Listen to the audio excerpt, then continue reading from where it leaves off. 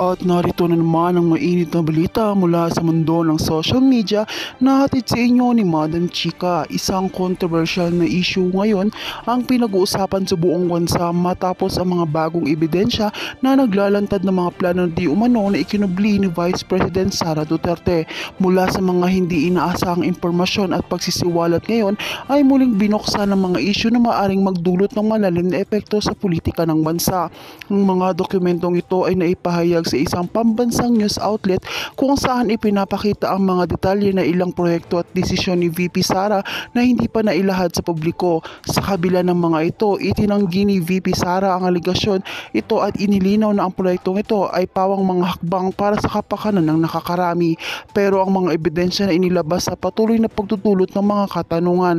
Isa sa mga kontrobersyal na plano na ibinunyag ay ang umano'y pakikipag-ugnayan ni VP Sara sa ilang negosyanteng may koneksyon sa malalaking proyekto sa bansa.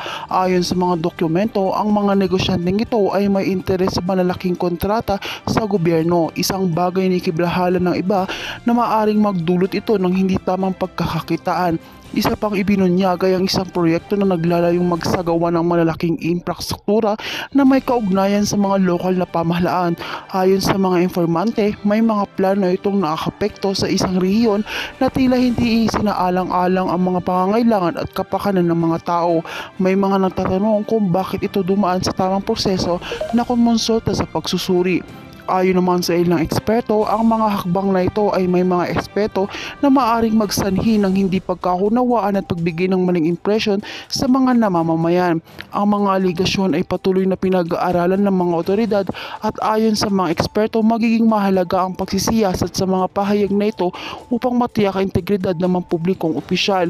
Dahil dito, nagiging usap-usapan ng mga susunod na hakbang na gagawin ni VP Sara Duterte. Harapin ba niya ang mga aligasyon at patuloy na ipagtatanggol ang kanyang integridad o maghahatid ito ng malalim na epekto sa kanyang politikal na karera? Abangan ang mga susunod na kaganapan at syempre patuloy nating tututukan ng mga bagong developments. Para sa mga karagdagang impormasyon, panoorin natin ang buong video. Kung bago ka pa lamang sa akin channel ay huwag kalimutan mag-like, share, and subscribe para updated ka sa akin bagong balita. At para naman sa mga viewers at commenters, maraming salamat sa pagwalang sawang pagsuporta.